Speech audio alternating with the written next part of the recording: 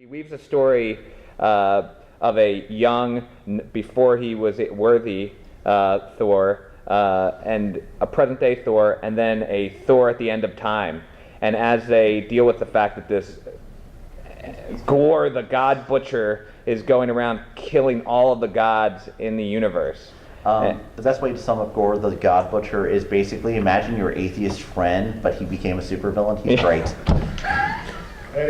Is that with All Black, the Necro Sword, or am I thinking something else? Well, I think he's got here. We'll get to continuity stuff later. We'll focus on this one right now. Yeah. So, I mean,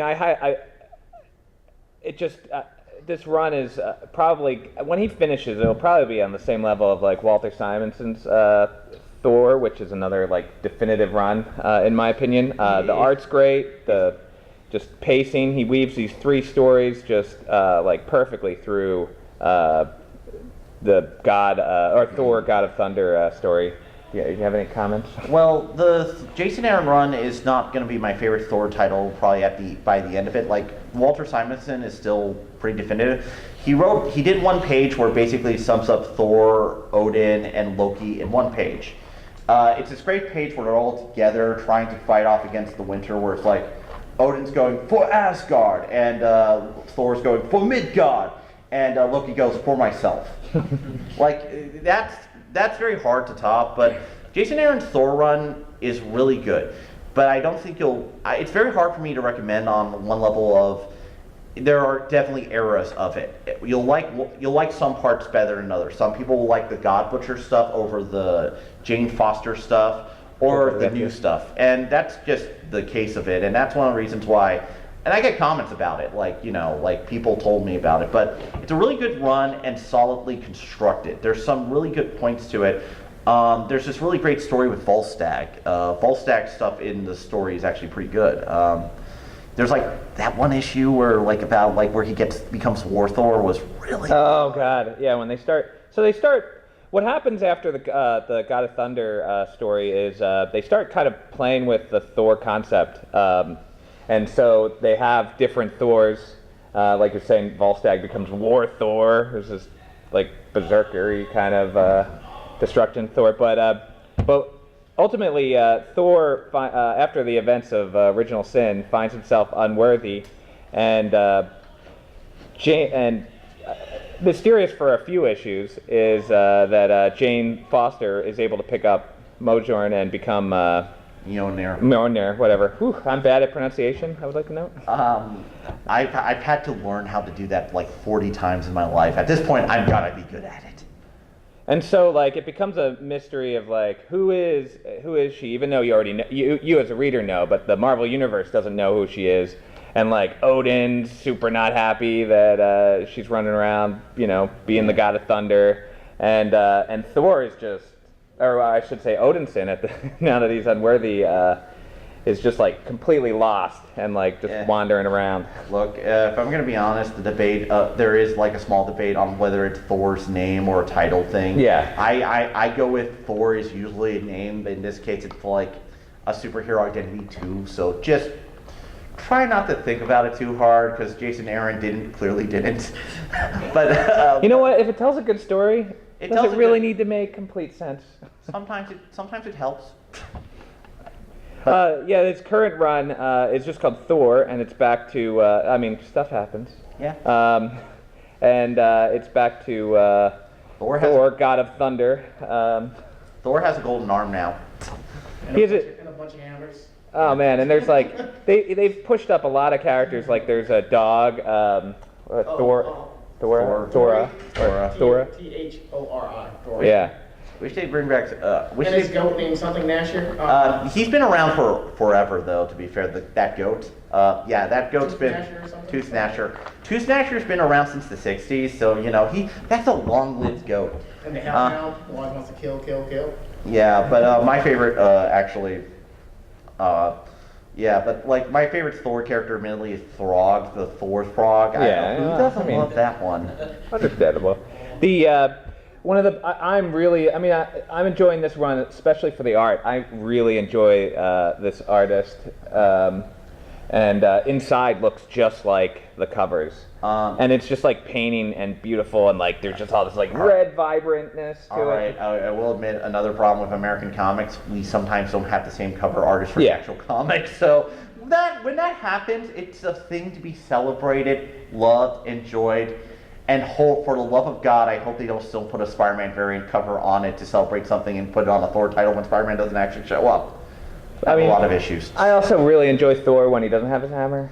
Like him with axes and crazy. They're playing with all these like different cool Asgardian weapons, and he's just Well, that just brings into question what's Jason Aaron's session with giving people axes. He gave Doctor Strange an axe. I know. Well, I mean, everybody really does look good with an axe. I mean, it's the newest fashion statement of 2018. Get an axe. It's understandable, but like I said, Jason, I can at least I can unabashedly recommend all of Jason Aaron's run on Thor. Yeah. Oh no, like I said, there's a lot of good points to it, and I think it should be read. But it's just one of those things of just like, hey, check it out. Like, I mean, you should really hit the God Butcher and the God Bomb. It's really, really well done. Those are like the best, probably the best sections. But yeah, we'll move on because I think we won't actually get through the list if we continue. Yeah, you're at right. this rate. Let's talk about Spider-Man, and I want to talk specifically about Chip Zdarsky's run on the character. So he took over on Peter Parker's Spectacular Spider-Man. Now, Spider-Man's my favorite superhero ever. Like, that's just, he's number one. He's best boy. But Spider-Man's always been my favorite superhero, and it's been hard to be a Spider-Man reader for various reasons, mostly related to marriage, devils, and everything else involved. That's why a lot of people stopped reading. A lot of people did stop reading, and sales have suffered, like genuinely suffered because of it, if you actually look at it. Spider-Man, and in general, Dan Slott had a long run on it, and now... Like 10 years? 10 years, and as a comic book fan, people were definitely getting tired of Dan Slott's run. Even with the controversy of Superior Spider-Man, what happened there. Well, I liked Superior Spider-Man a lot. It was really cool. There were some good bits to it, but the run afterwards where Dan Slott kept going, it was just kind of hard to get through. Peter Parker as a Millionaire is an interesting idea. Dan Slott was clearly not really suited to it, and it just didn't really work because it just didn't. And for whatever reason. Now, Chip Zdarsky on Spectacular Spider-Man, though, he does a lot of things right that modern Spider-Man writers just don't do. And there's a couple reasons why I bring that up. So, first of all, he remembers that Spider-Man's actually powerful. In the 5th issue, he has Spider-Man trapped in a building with cops, and he's just Peter Parker. Peter Parker doesn't want his identity revealed. So how does he get Spider-Man out of that? Which is a great idea, but Spider-Man doesn't. So he just has Spider-Man punch through the floors of the building to get down to his costume, which is a great action sequence. Ingenious. Haven't seen that in a long time for Spider-Man. And a couple other things. One of the big problems with modern writers in Spider-Man 2 is supporting cast. People just don't get to that. The Secret to Spider-Man, it's a soap opera. And that's important to realize. It's a soap opera about Peter Parker. And that's kind of, unfortunately, one of the aspects about him is that if you don't have good stuff going on around Peter's life and Spider-Man's life, then you shouldn't be writing Spider-Man.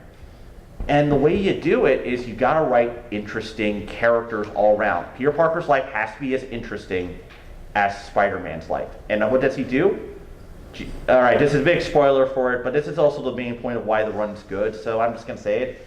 J. Jonah Jameson learns Peter Parker's Spider-Man, and that changes their relationship dynamic immensely.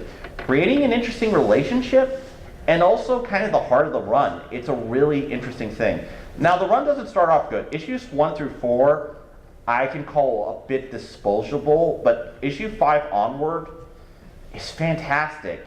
Peter Parker goes to another dimension where he meets himself as a teenager, and then convinces him, and then through interacting with his older self, stops being Spider-Man, creating, of course, a dark alternate timeline. You know how it is. It's comics. Dark alternate timelines just happen. But it's a really good run of emotion. Peter Parker feels like he's on point again. And in general, it's one of my favorite Spider-Man runs of the last couple of years. I recommend it. Chip Zdarsky is also returning to the character this year and he's doing a new Spider-Man miniseries which has an interesting premise, which is basically, I think it's called Spider-Man The Life or Everyday Life. Yeah. The premise is very simple.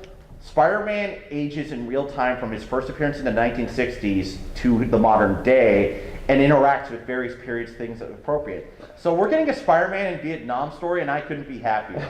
That sounds pretty cool. Yeah, so Chip Zdarsky's run. But in general, the Spider-Man books have been on a high point lately. Nick Spencer's amazing Spider-Man run, believe it or not, is also really good. I mean, his roommate is the Boomerang. I know, and if you want to check out a really good title, now, I always said this, my favorite story during Superior Spider-Man was not Superior Spider-Man, it was Superior Foes. Yeah, Spider-Man. man, you stole my thunder. I stole your thunder, and I'm proud. I was going to jump in and say, if you're looking for past stories that are really good, Superior Foes of Spider-Man is really good. This has also been kind of an odd year for Spider-Man for one particular reason. Both his major creators died. Stan Lee, Steve Ditko, both died within the same year.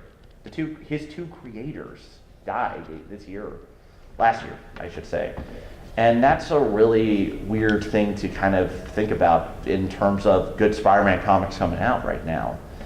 Spider-Man is so long. Like my two favorite characters out of like the So I'll say this: Spider-Man in general has had a lot of ups. Like in all seriousness, his older stuff is still surprisingly solid. Look, it's 60s comics; it's going to come off as weird, but Spider-Man from the beginning has always been really good, and it's always impressed me. And that's one of the reasons why he stayed my favorite character. Peter Parker's life is interesting. So, in general, Spider-Man right now is at a high point. I recommend any of his books coming out right now. Until the next writer screws it up and we get like 7 million clones. Like, let's... Yeah, well, I mean, I enjoyed a lot of Dan Slott's run that I read, especially I really like we were saying, Superior Spider-Man, where Doc Octopus becomes Spider-Man by taking over Peter Parker's body.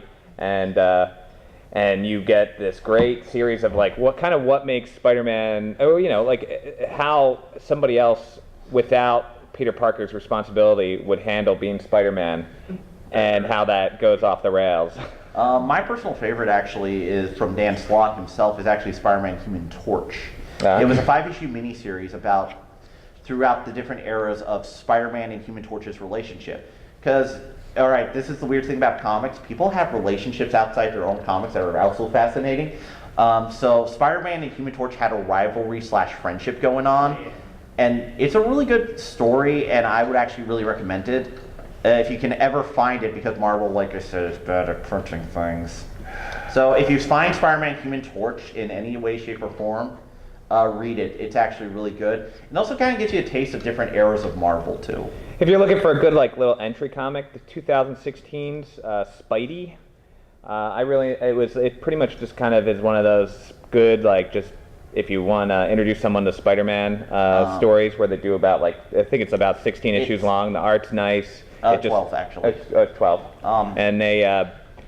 And they go over a lot of the they kind of retell some classic stories in a more modern sensibility. So it's a good starting on point for somebody who might not be familiar with Spider-Man for some reason. If you have younger children, especially, I recommend that one. Actually, it's a really good. It doesn't kind of get you caught up on the continuity to an extent, but it's kind of a great idea of getting what a taste of Spider-Man on. Robbie Thompson's also a very underrated writer right now, so check it out. Cool. Yeah. And go see Spider-Verse. Yeah, Spider-Verse is good too. The Nick Spencer run of Spider-Man, the artist is the same artist from Invincible. Yeah. Ryan Otley. Yeah. Yep. Yeah. Beautiful artwork. Oh yeah, it is great. Yeah. I love this one. So my other pick is Marvel 2-in-1, which normally were B stories in the 70s. Actually, it might have been actually one of the first major Marvel arcs. So there was actually this little great.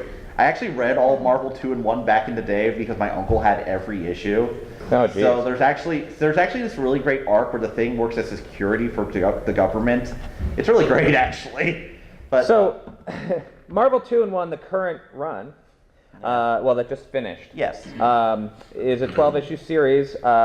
Dealing with the fact that there was this big event, Secret Wars, in which at the end of it, the Fantastic Four broke up, and Marvel didn't have the rights yeah, at the time. for some reason they decided to end the Fantastic Four Coincidentally, around the time of a bombing movie.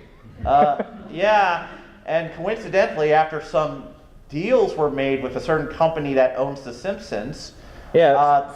things started to change around. I mean, that's probably not completely what this is about, but so like right after that, I mean, Secret Wars, by the way, the whole Hickman run of Avengers that goes into like reality's being destroyed, and I highly recommend it, but it's probably a pain in the neck to read.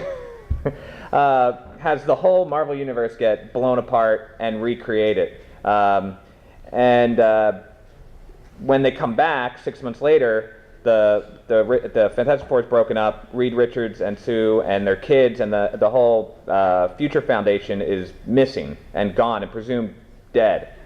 So at that point, Marvel puts like Thing on the Guardians of the Galaxy for a little while randomly, which I don't It was really. a Brian Michael Bendis comic, and that's Yeah. all that needs to be said. I feel like they keep throwing like random characters they don't know what to do with on the Guardians of the Galaxy. Like that movie made a lot of money. Let's just put we'll put Captain Marvel here. Just We'll put just keep, Ant-Man. just Anyway. keep the Dan Abnett run in print, and that will make everyone happy. Well, it will Yeah. make me happy.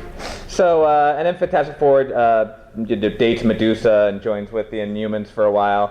But then this comic comes out, and it's about them trying to like find who they are and how to define themselves without Reed Richards and Sue Storm and the Fantastic Four. And they learn that like they need to have that sense of exploration. Like Fantastic Four was all about family and exploration, and without those in their lives, they were kind of they were less. And so this story is about them is about the Thing trying to get Johnny Storm out of a funk and find himself again, and they do that in a Fantastic Four fashion. Yep. Like I said, one of the things that impressed me the most about the series is mostly, like I said, the writer. Chip Zdarsky has really come into his own as a writer. And you have to kind of understand, I follow a lot of comic book creators from different like things. I'm not just a Marvel dude. I'm also a DC dude, an Image dude, occasionally Dark Horse, and everything else in between. And Chip Zdarsky has really improved as a creator, and he's just so good now. It's insane. He wrote from basically making a comic where the joke was He-Man is gay, to some of the best emotional stories in comics, which are great, and that really makes me happy as a fan of his work. It's really impressed me. It's always good when someone grows. Yeah, into the well, role. especially because he used to only just collaborate with people. Yeah. So one note is the infamous Iron Man, which is after Secret Wars, Doom becomes a god when he saves reality. And that goes hideously wrong for him. Afterward, yeah. As a rule in Marvel, every other week Doom's becoming a god. Yeah, Just I mean, accept it. he decides, like, you know what? Since Reed Richards is gone and Iron Man's in like a coma, and I failed. I became a god, and I failed at it. Like, I have to do something different. He's a hero. Yeah, and then he decides that he's like going to be like. To redemption. Yeah, he's gonna find redemption and it's not so much redemption. Yeah, I guess it is kind of redemption. He does kind of like an anti-hero thing. But for a he while. goes, he decides to become Iron Man, and he's running around, and everybody's like, Doom is running around in an Iron Man suit. Like, what is going on? And he's just taking villains out. There's got to be some greater plan. And the Thing is hired by S.H.I.E.L.D. to like hunt him down. And the Thing is just like, there is no way he's good. Like, and it's just. To be fair, nah. Yeah. So, it's a really fun. I always like when they invert villains and make them heroes in one way. I enjoyed there was a Magneto run where he's going around hunting Nazis, hunting mutant people. Look. As a Jewish comic book fan, I appreciate that one of my representations is one of the greatest supervillains of all time. So, I appreciate that. So, Magneto has always been one of my favorite characters too, so Magneto's great. Believe it or not, the Venom run actually right now is also pretty solid. It's kind of metal, like Venom is like dealing with space dragons, and I love it. Oh man, you know what really was good? Did you read Venom Space Knight? Yeah, that was solid. Robbie Thompson also did that. Really great stuff. If you That was get, surprisingly good. I do not like Venom, and so like there's a bunch of characters I hate, but the writers are good. if Then you you're like, oh, want hey. to read the best Venom run, try and pick up Venom by Rick Remainder. Really good stuff. There actually is good Venom comics. I know it's shocking, but there's a lot of good stuff if you're willing to dig through some stuff. And Venom by Rick Remainder, Space Knight. Okay, anything where Venom is Flash Thompson. Also, Flash Thompson is surprisingly one of the best comic book characters. He Not is. a lot of people know that. Yeah, he's not just the bully that you see in some of the comics. Well, that's because they and- never really let him develop. I mean, they don't show him going to Vietnam and actually, developing a character beyond, I'm Peter Parker, school bully. Hey, Parker, here's a wedgie. Like, he doesn't do that, so, he's But- great. We should hit X-Men Grand Design. Oh, this is a personal favorite of mine. Okay, so, like I said, one of the things I picked in my choices for this panel is genre diversity. And this is an interesting idea for comics. Comic books as documentary. Like I said. So what does Grand Design do? It's 2 miniseries, 3 this year actually, and you can pick any of the volumes up. Pick volume 1 up, because it sums up the X-Men history. And this is by a great cartoonist named Ed Piskor. Ed Piskor did a comic called Hip Hop Family Tree. And Hip Hop Family Tree is a comic I would actually recommend to people who kind of want to understand the beginnings of that genre as a whole. It gives you information you didn't realize, and it's just so fascinating to do. And he brings that style to X-Men. Who knew it would work? So here's the big problem with X-Men. It's hard to get into sometimes. And to be fair, modern X-Men doesn't make it easy either. We could have done a whole panel on what has been going on in the last 5 years in X-Men, and it would be a We would probably giant have mess. to take 5 hours out of Yeah. our day.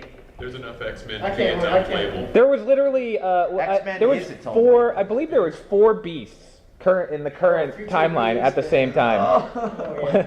I just want to cry. They've been cleaning to the X-Men.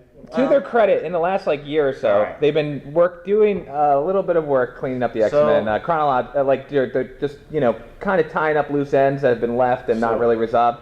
But yeah, X-Men Grand Design. X-Men Grand Design by Ed Piskor does what X-Men. many people want is to sum up about 30 years of X-Men continuity. So one of the important things to realize about X-Men continuity here is that the secret is you start with one writer, and that's Chris Claremont. Chris Claremont's run on X-Men is considered the foundational stuff. Yeah. And Ed Piskor's trying to sum all that stuff. Now, here's the thing about Chris Claremont. Does anybody know how long he worked on the X-Men? A long time. From like 75 or 76 or so to 1992. 17 years. Straight up. 17 years of comics. And here's the thing. He was also writing at 1.4 titles a month. Yeah. Which is insane. You shouldn't do it. And that's when continuity actually was kept really tight. Actually, believe it or not, he would actually keep track of where Wolverine was.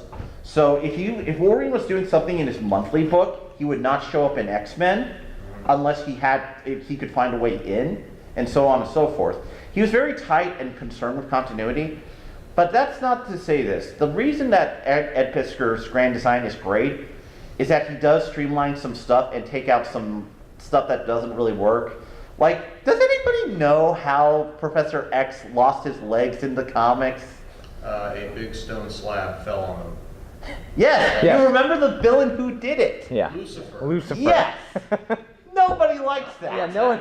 That is a really Silver Age villain. Nobody- And that's also not really why people tend to be in wheelchairs. It's more of a spinal injury than a Yeah. Yeah, again, Yeah. leg injury, spinal injury, something. The first volume really does a good job of cleaning up the how mutants kind of came into Yeah. being and Namar's influence on kind Yeah. of bringing Namar into the mutant history a Yeah, little bit better and- than they've done in the past. Ed Piskor also is great with humor at times. There's little panels that are great, just funny. And the one of the things about it is that he really gets the feel of this going age and tries to connect everything up. He brings in the Phoenix early on in the first volume, even though she wasn't there for a long time. She wasn't there for a long time. Oh my God, we only have 5 minutes. Really? Oh. Yeah, it's like, well, No, hold it, 10:40. We got 20 minutes. well. I mean, I think they might knock us out, but like, we should keep moving Yeah, keep moving. because like, yeah, Oh, this was another one. you got this one. Genre diversity is also something. So here's something American comics used to do but don't anymore. War comics.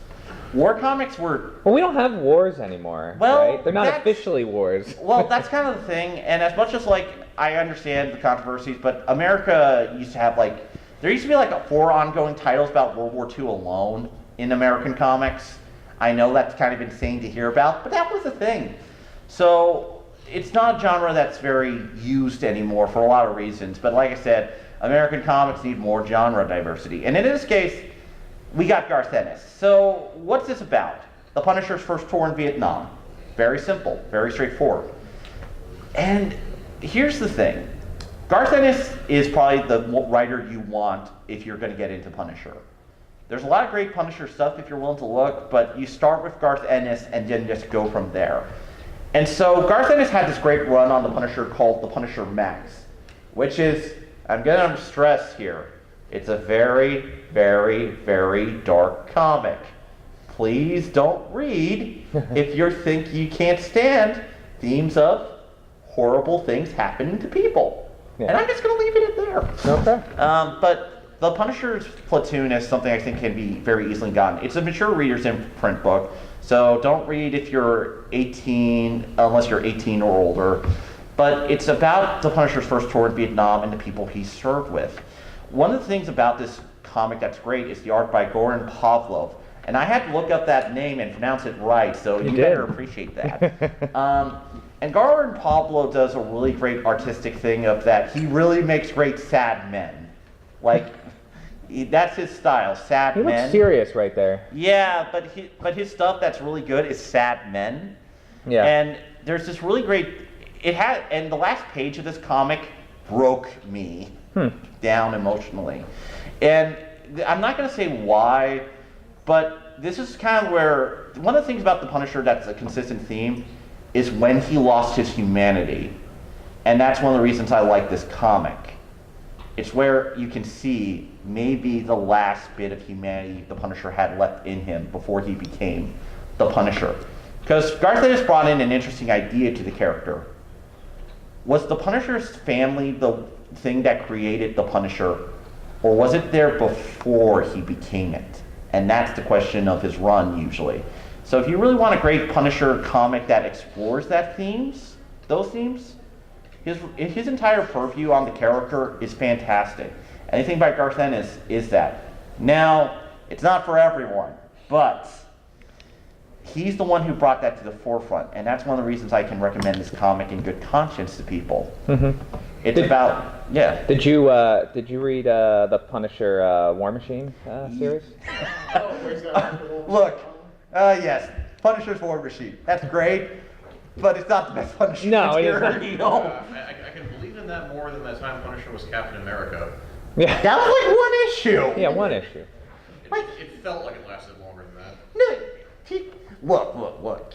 They couldn't do Death of Superman and have like 4 Superman come around, one who was a clone, one who was a guy wearing armor, one who was a cyborg, and one who was just the Punisher. If you're looking for a little less serious Punisher story that I actually really enjoyed, it was the War Machine Punisher. Nick Fury needs the Punisher to take care of something, so he's like, here, take the and the current Rhodey had been killed in Civil War II. Yeah. Sadly, and so they he was pretty much like, here, we need you to do something that no one else can really do. Here's the War Machine armor. Give it back when you're done. Which clearly does not happen. And instead, suddenly you have Punisher who just going into these like mob like fights that he would normally be doing on his own, but with Iron Man War Machine armor. And it goes about as well for everybody involved as you would think. One of my favorite things of all time is the one time Batman beat up the Punisher. That was great. Anyway. Aha. Oh, yeah. This is actually a really underrated one in my opinion. So Marvel Marvel Legacy is the imprint that came in after Marvel Now, and they've been trying to focus back on like kind of in some ways fixing a little bit of a past continuity and making things a little bit easier. It's kind of like that. While respecting what came before. Well, one of the big things is that, and this is kind of a sad thing to say about it, and I was working in a comic book store around this time, a lot of the legacy characters just did not take for a lot of people for various reasons. I mostly blame some mediocre writers on that end. And Marvel Legacy was really an attempt to get back more of the characters. It also helps that, like, okay, I'm going to say this as a guy who worked in a comic book store. New people coming in wanting to read the old characters is helpful because, again, you need to sell it to people. And sometimes you got to use the older characters to do that to get them in because the characters they want to see might not be in the movies, but sometimes they're just not in the comics. And that's just the sad part of it. But Avengers, oh my God, this story is good. This I mean, say what you will about current Marvel comics, where there'll be like 5 Avengers comics and like 20 X-Men comics, and you can't figure it out. They cancel all of their Avengers stories except for Basic Avengers, and they pretty much combined all of them into this 12-issue series that came out weekly. And I mean, if you're looking for just a basic place to start on Avengers, this is great because the story starts with this character Voyager showing up and claiming to be an original founding Avenger. And as they see her, they realize there's all these flashbacks of all these times that they suddenly remember where Voyager is with them. And so they go through a lot of cool moments in Avenger history, but with her like in the background or giving the pep talk or whatever. So like Sentry style? What? Yeah. Yeah, like Sentry style. So one of the big important things about the Avengers to realize as a franchise is that the Avengers has never... Okay, so some people treat the Avengers like they're the Justice League. They're not.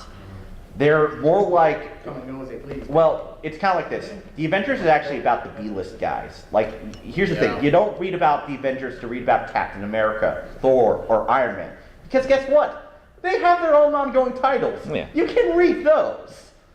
But if you want to read about Hawkeye, Scarlet Witch, Vision, or anyone else, Living Lightning is a treat in this book. Oh, yeah. But this is the only book you're going to read about him. And again... There's so many good comic book characters, and that's what the Avengers is truly about. It's not about the big guys, it's about the little guys you just happen to like. And what's even cooler about this story is what happens is Earth suddenly gets teleported out of its, out of the solar system, and everybody's like, what the hell just happened? And the Avengers are trying to figure out, and a bunch of... Is Captain Marvel even in that, or is she out in space? I think she's out in space. So she's either out in space or dealing with the fact that she's a ripoff of Superman. Either way, that miniseries was awful, and I'll stand by that. So what's happening is the game master and this adversary are having a game, and they're using Earth as the board. And usually you'd be like, well, the Avengers must be one of the teams they picked, right? Because that's what normally happens. But no, they're just the obstacles on the board. The game master picks the Lethal Legion, and the adversary picks the Black Order, which you might recall from Avengers: Infinity War if you're not familiar with the comics. But and they're pretty much battling to get these MacGuffins, and the Avengers are like, "Holy crap! You're like destroying Earth while you're going for these things." So they like intercede at the same time. And it's kind of cool because like they're not the Avengers, while they are the focal, they're not really the people that are supposed to be in this event. Like, and it's cool to see from that perspective. Yep, it's true. This is actually a really good 12-issue miniseries, and the only issue you might have with getting into it is that you kind of had to read the current Avenger titles that were going on at the time. I don't feel like you need a lot. You don't need a lot. And thankfully, one of the strengths of the series is that it has Al Ewing writing, who, as a writer, knows that he has to sometimes let his readers know what's going on. But yeah, they're making a sequel kind of weekly series that's just coming out now, where the Avengers are going to be in like the Conan universe. Oh yeah. It's called Avengers: No Road Home. Hey, it's true. Obviously hasn't come out. Has it come out yet? The first issue? Not yet. It's been only announced. Yeah. So yeah, Marvel got Conan rights, so now you'll expect to see Conan all over the place, I assume. So, I mean, that hasn't come out yet. Let's get to Daredevil, because Daredevil is an awesome run. all right, I'm gonna tell I don't you. even know how to go through that quick. I'll go through this. So there's actually a rule at Marvel I always say is true. Daredevil is usually one of the best titles you can pick out, and this is kind of the thing about Daredevil. For some reason, he just gets the best comics. He gets the best writers. He gets the best writers, artists.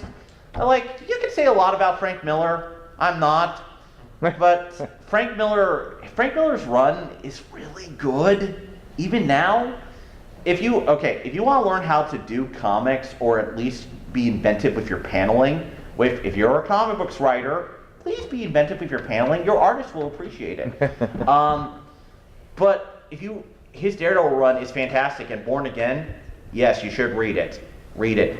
Or watch Daredevil season 3 on Netflix, which is read the comic. You see him fight Vietnam-influenced Captain America, and you don't get that in that series. So this Daredevil run, what I really liked is that the initial story is about Matt Murdock trying to get, or one of the stories is Matt Murdock trying to get the courts to accept anonymous superhero testimony.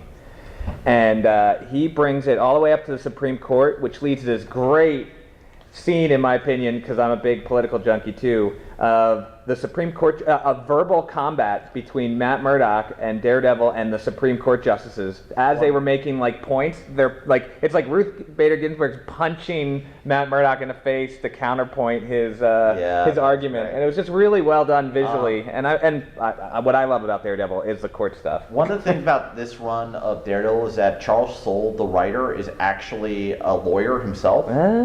So he actually brings a lot of his legal experience to this comic. Then I really recommend it. It's a good book on that basis alone. I can say a lot about Daredevil, but Daredevil's usually good. You can't go wrong with a lot of creators. And if you want the best thing, Charles Soule's run, Mark Waid's, and I know some people have issues with Mark Waid, but we're not getting into that. He's a good writer. Oh, he's a good writer sometimes. Yeah.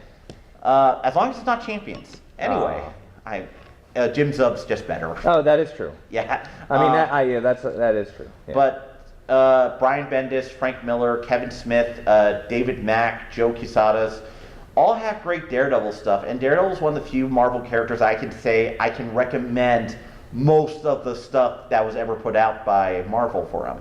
Yeah, so, and then because, I mean, just to get back to what the current storylines are. So Kingpin does some things that are actually somewhat heroic during some of the big events that occur, and ends up getting himself elected mayor. As you do. Mainly because he wanted to try to get around the fact that Matt Murdock made it really difficult for him and everyone because they would accept the superhero testimony. What? And did Matt Murdock end up? So yeah, well that's, and then on top of that, Kingpin liked to bring his enemies into useless positions. So he makes Matt Murdock lieutenant governor. Not knowing, of course, that he's, at the beginning at least, that he's Daredevil. Well, Daredevil is good. I think we need to, let's go through the ones and we'll have a little fun afterwards. Vision is good. Vision is good. If you're looking for, it's a tragedy. It is. It is ominous from the first page. You're like, hey, look here, welcome my family that I created because I want to have a family. Let me put it this way, it's kind of close to a Greek tragedy in the sense that from the beginning it's gonna not go well. And it works on the suspense angle. One of the things Alfred Hitchcock is famous for is that he'll set something up and keep you thinking about it. That's what this comic does. But it's all about trying to find himself a place in the suburban community. I mean, one of the first scenes is the neighbors coming to visit, and they kind of say I think he's like an android, and they're like, and they kind of make kind of a racist synthoid comment behind the door, and they can hear it because they're androids. Well, I mean, synthoids. It goes kind of into another genre at a point of dark suburbia. Yeah, that's a major theme of the comic, and dark suburbia is an interesting genre, mostly because it's not just American Beauty that did it. A lot of other stuff was doing it at the same time, and this is one of the comics that actually taps into that. And not in a cheesy 1950s, everything is the same type of way. Very modern, feels very fresh. It's actually set in Washington, D.C., so anybody who lived there, there's actually a lot of like places you can see there that's really cool in that series. But yes, it's very hard because I don't really want to spoil this one. It's one of those things you need to read yourself. But it's a dark tragedy. Know that going in, because the comic makes you know. Yeah. I'm not spoiling that bit. It has that omniscient, ominous narrator. Yeah. Like, so-and-so comes to the door. Little did they know that the tragic events would occur. Little did they know. But it's a good comic and uses the Marvel Universe well, too. Yeah, at the same time, being pretty accessible to anybody, there's like an issue where they examine like Vision and Scarlet Witch's relationship. It's all about like Vision's idea of a family and how it's a little freaky to everybody else. Yeah, but Well, of course, Vision and Scarlet Witch did have a family, and it turned out to be like those kids or something. Well, yes, yeah.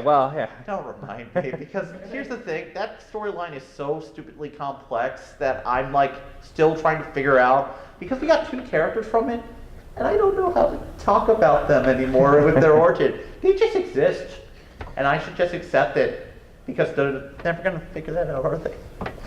But. So I put a whole bunch of honorable mentions. I'm sure we've mentioned a bajillion comics while we were talking. I could put like a bunch of honorable mentions. Now, one of the things I wish Marvel would do is that they would print out more stories. Okay, let me put it this way. I think there's just some comics that need to be constantly in print. Frank Miller's Daredevil, the DNA Guardians. Guardians of the Galaxy by Dan Abnett is the definitive version, and nothing really has come close. But there's a lot of good stuff. Cosmic Marvel, the Guardian stuff by Gary Duggan, really good. If you can find the Gary Duggan Deadpool, really good.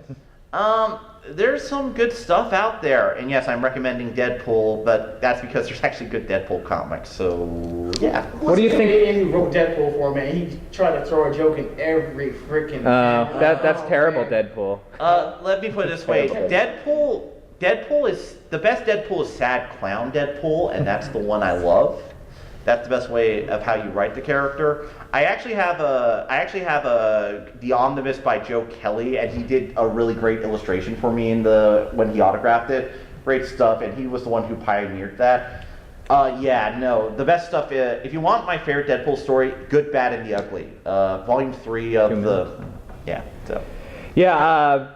I highly recommend Unbelievable Gwenpool. Now you'd think that would be a terrible comic, because it's about a character from reality that gets shoved into comics. It has one of my favorite webcomic writers, Chris Hastings. He did Dr. Beat Ninja. Yeah. And I mean, the premise is she's a comic book reader in the Marvel Universe.